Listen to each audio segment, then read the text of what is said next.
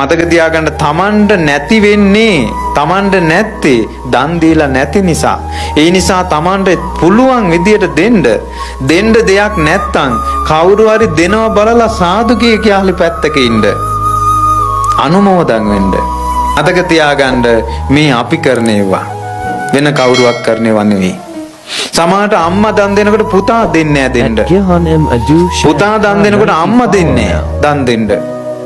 තාත්තා දන් දෙනකොට අම්මා දෙන්න. අම්මා දන් දෙනකොට තාත්තා දෙන්නේ ඒ කවදාවත් දානෙට මොක් දෙනවා නම් කිසි දෙයක් කියන්න එපා.